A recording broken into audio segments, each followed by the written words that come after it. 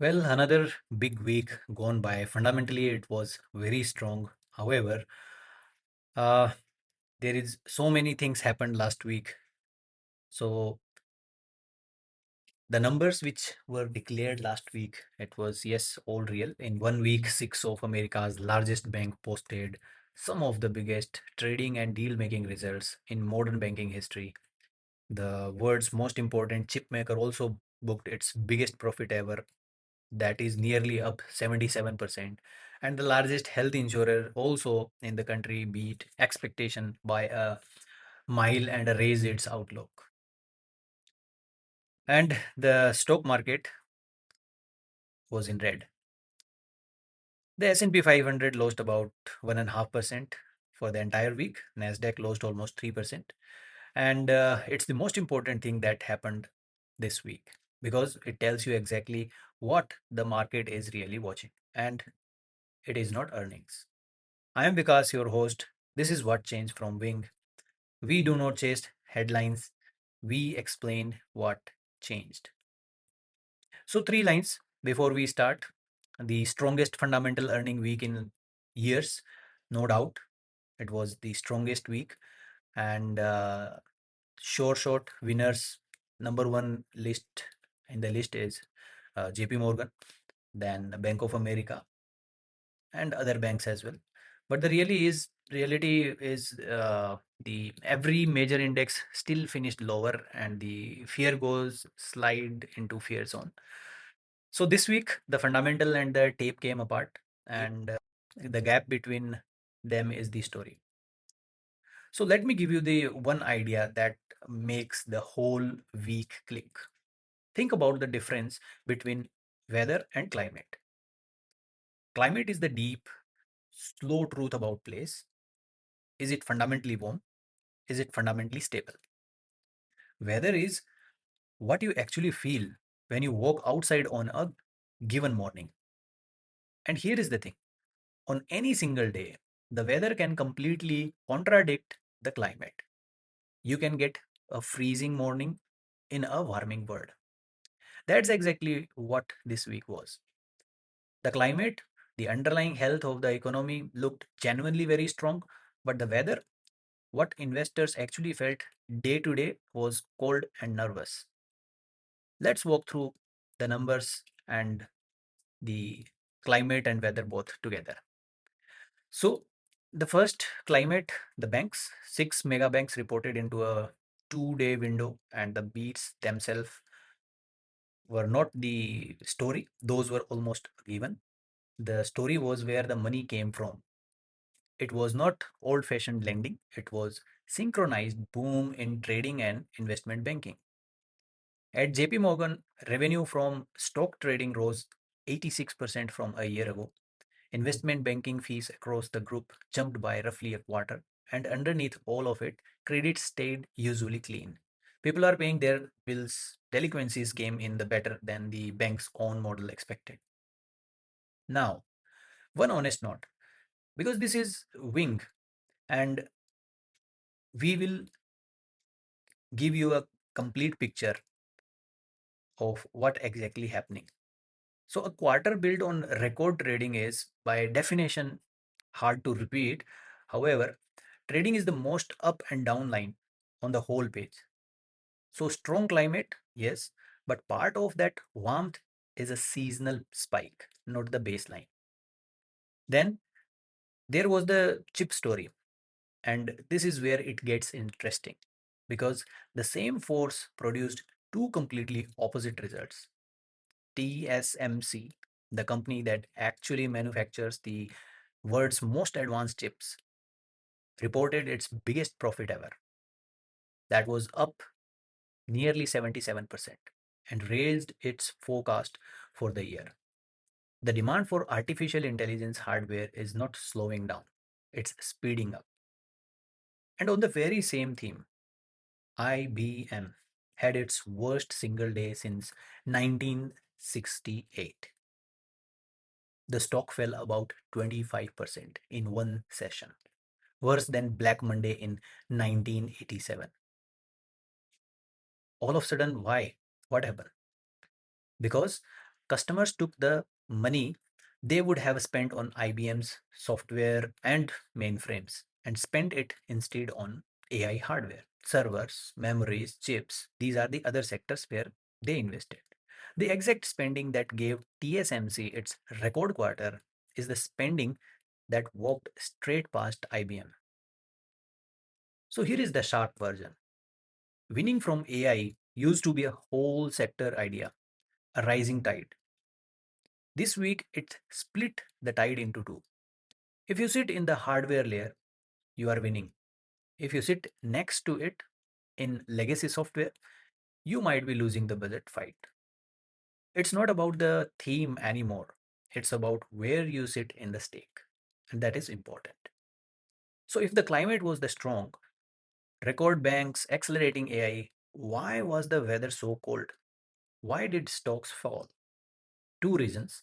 And neither one is on an earning statement. The first is oil. A fragile ceasefire between the United States and Iran broke, and strikes ran 6 nights in a row around the Strait of Hormuz, the narrow waterway that normally carries about a fifth of the world's seaborne oil. That confirmed crude moving through it fell about 62%. Brent crude ran up to around $85. That was up roughly 10 to 14% on the week. That's a war risk premium getting priced back into everything. The second is kind of vertigo in the AI trade. Even as the demand numbers got better, the chip stocks got sold. The whole semiconductor fell about 9% on the week. That's not a demand worry, that's a price worry. Investors asking whether the AI winner had simply run too far, too fast. Now, here is the counterintuitive part. The movement that tells you the mood, not the math, was in charge this week. Netflix reported also this week. Headlines called it a shock, and the stock fell around 7%, which was unexpected according to few analysts.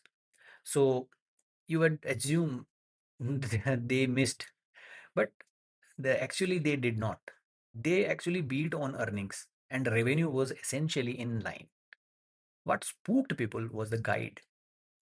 Growth for the next quarter is slowing, and a decision to report their engagement data only once a year going forward. That was the real reason. In other words, not the quarter that ended, but less visibility into the quarter to come. When a company beats and stock fall 7%, that's a market that had already priced in perfection. And then perfection did not arrive. That's a weather problem, not a climate problem. And the single cleanest proof of the whole divergence, that was inflation. The June inflation report came in cold.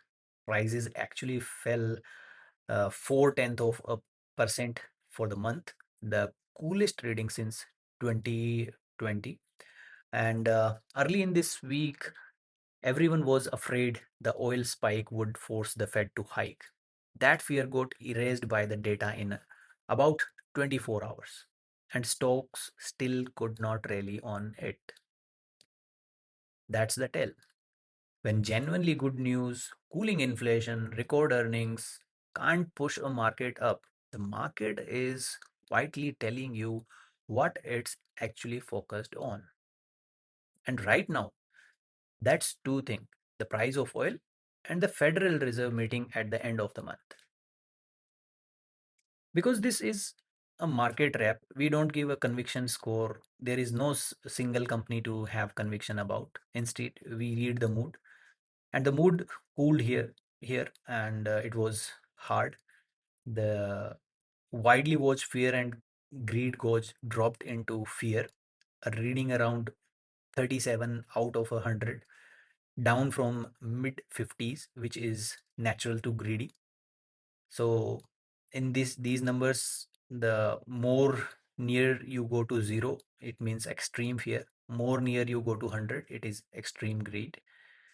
So the volatility index that Wall Street's fear goes rose about 12%, though notably it stayed below 20. So nervous but not panicking. Here is how we would frame it. Free, like fear is running ahead of the fundamentals. The tap is pricing geopoliticals and positioning, not the earnings sitting right in front of it. That's a divergence, not a breakdown. We need to note down this. So it's a reading of the mood, not a call on direction. So three things, three questions which coming week will start to answer. Number one, the memorandum of ceasefire which already broken, and Iran and US conflict it's again peaking. So where it will end, or whether it will go worse, or there will be some ceasefire memorandum will take place again, where both the parties are denying for any memorandum or any ceasefire again. Number two, what does the Fed signal on the 29th of July? There is a no new set of economic projections this time. So the tone of the statement and the press conference is signal, no dot plot. Number three, when Alphabet and Tesla report, does AI spending actually show up as revenue, not just as cost? That we need to watch closely. So here is the real story of the week. The one underneath the headline that it was not a bad week for the economy. It was a nervous week for the market, and the two came apart. Strong climate, cold weather, and the earnings said one thing, oil and the Fed said another. And this week, oil and the Fed won. If you would like to explore a detailed report, so it's in the description. And you can also find the complete research report at wing.io, vyng.io. Everything is sourced directly from the sources and primary data, because trust is not built by confidence, it's built by transparency. I'm Vikas. This has been what changed from Wing. We don't report everything, we report what changed. Clarity, not clutter.